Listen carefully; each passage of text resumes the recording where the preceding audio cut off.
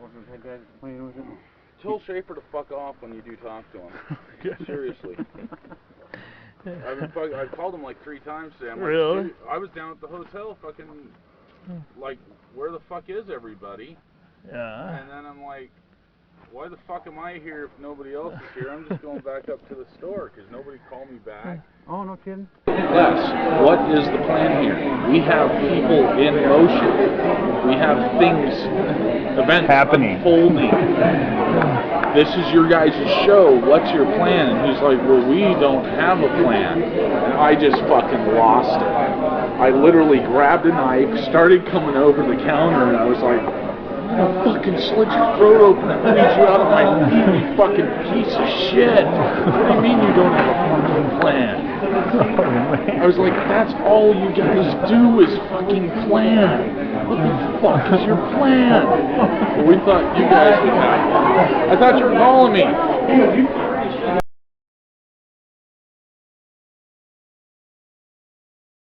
All right, hey everyone, I hope you're doing well. It's February the 16th, the year 2017. I wanted to make a video and I hesitated in the beginning because I don't want to be advertising the books of my enemies. But then I thought, just what the heck, let's throw it out there. Let's let everybody see exactly what's going on. Let's identify the names of the enemies, exactly what they're doing. We already know about Bill Fulton, who is I call him Benedict Arnold Bill Fulton. He's an absolute reprobate, jackass, paid government informant. Thinks he's some sort of special ops, undercover agent who took down a dangerous militiaman. Francis Schaeffer Cox, Coleman Barney, Lonnie Vernon, and Karen Vernon. We got Lonnie and Karen Vernon, a sweet old couple, spending the rest of their life in prison because of people that are paid government informants by the government. Absolute wicked evildoers to the core. We have some sort of snitch society. This is a picture of Bill Fulton, the FBI informant scumbag.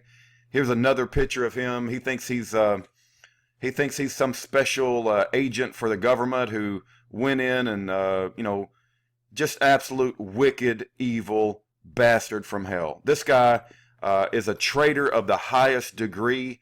Took money from the Federal Reserve, from the government, to take down honest men who were doing nothing wrong. Matter of fact, this man held a knife to Les Zerbe's throat and threatened to cut his throat and bleed him out at his feet. He threatened Schaeffer Cox's life. He absolutely went across the line of what any paid government informant should do. I don't even believe in the concept of paid government informants, but if you do have paid government informants, they're supposed to be sent into the situation to listen and collect information, not instigate violent acts against the defendant and to provoke something to happen that wouldn't normally happen. So this guy, may the buzzards just eat his bones, and wherever they decide to bury him, we can dig up his bones and feed them to the pigs. I mean, this guy is absolute wicked, evil reprobate that deserves every evil thing that comes against him. He has destroyed Schaeffer Cox's life for the past 6 years. His name will go down in history as the Benedict Arnold Bill Fulton. I guarantee you. So you say, why are you making the video? So I want to make this video. Believe it or not, they've put Schaeffer Cox back in CMU prison, right? The man who's never even been in a fist fight, a young patriot who believed in our Constitution, our liberty, the biblical ideas of freedom. Stephen Scrocky, Yvonne Lamore, and Joseph W. Bottini participated in the evil doing of falsely prosecuting him, Schaeffer Cox.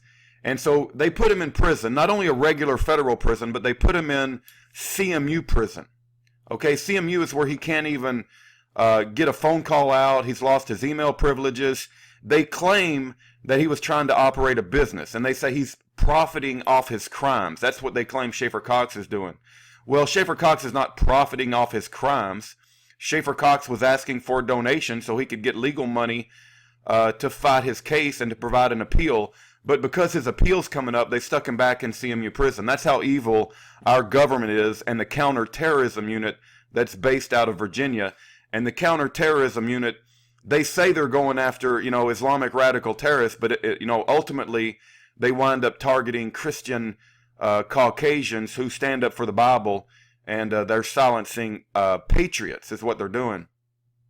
But here's the point of this video, if you can believe it. This Jeanne Devon, I don't know if you can find her contact information and write her a letter, but she's helping this illiterate jackass Bill Fulton write a book, and the title of the book is The Blood of Patriots: How I Took Down an Anti-Government Militia with Beer, Bounty Hunting, and Badassery.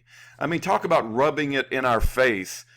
This guy is he's the worst of the worst. He's a legend in his own mind. He's a self-aggrandizing, grandiose piece of garbage who spent a little time in the army and thinks he's, you know, Mr. Government Agent Man, and he, may his bones rot in the sewer, you know, for what he's done to Francis Schaeffer Cox, caused Karen Vernon and Lonnie Vernon to spend the rest of their life in prison, and Coleman Barney. And he didn't do it alone. He did it with the help of Karen Loeffler, the Attorney General of Alaska, Yvonne Lamouret, who tried to make a name for herself by, you know, taking down this militiaman who's big danger to society, Francis Schaeffer Cox, because he was articulate in his speech and gave great government, he told the truth about government, the Federal Reserve, the Second Amendment, the Constitution.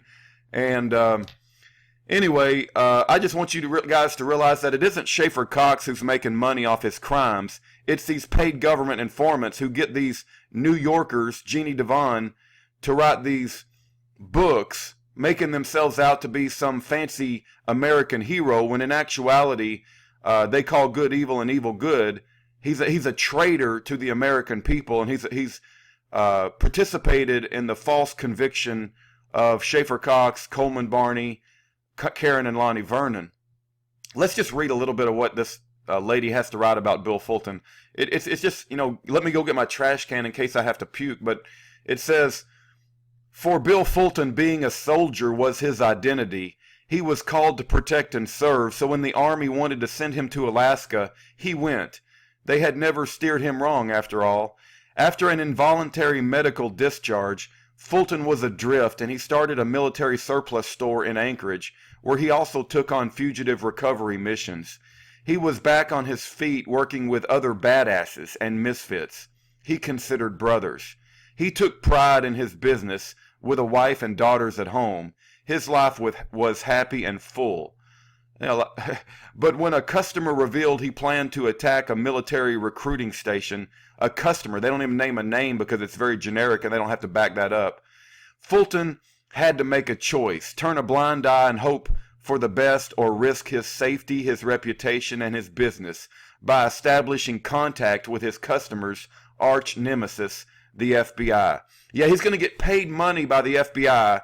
He's going to go in with a wire. He's going to threaten Les Zerbe's life. He's going to threaten Francis Schaeffer Cox's life, right? He's going to make recordings that actually cleared Schaeffer Cox, and then when he turns the recordings over to the FBI tells him to trash those same recordings. So they've destroyed exculpatory evidence.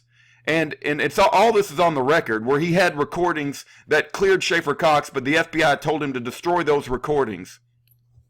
This stupid article goes on to write, or this stupid book introduction, he chose the latter, and his life changed forever. Fulton would soon find himself tumbling down a rabbit hole, learning of a militia movement afoot called Sovereign Citizens, who believe themselves to be above the law. The FBI classifies this domestic terrorist group as the #1 threat to law enforcement in the country. Oh, those scary domestic terrorists called Sovereign Citizens, who happen to believe in the Second Amendment and the Constitution, and believe that the Federal Reserve is printing money that's not backed by anything valid.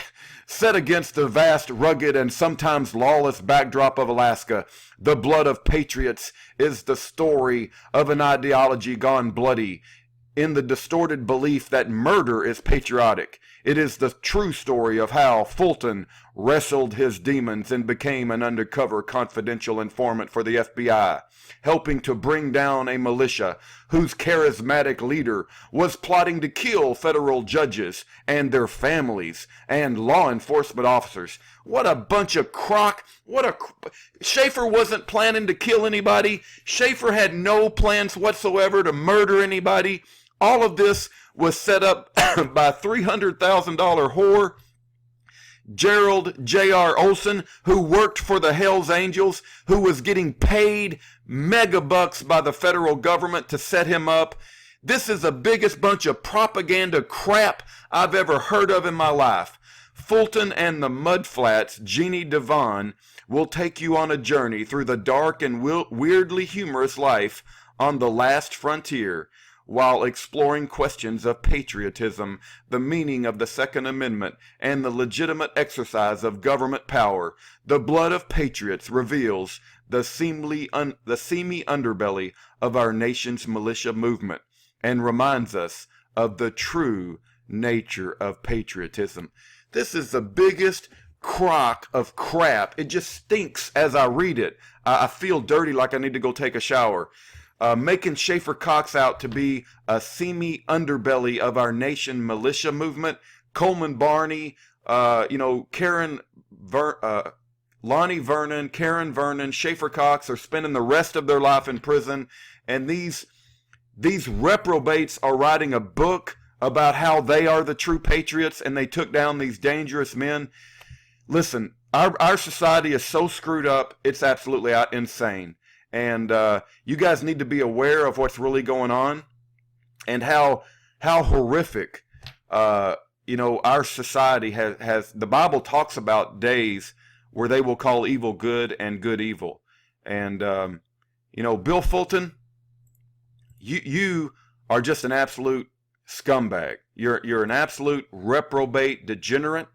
You're on a fast train to hell. I know you've said before you don't believe in God, and that's fine. There are maybe some Christians that are further along in their Christian journey that will pray for your repentance.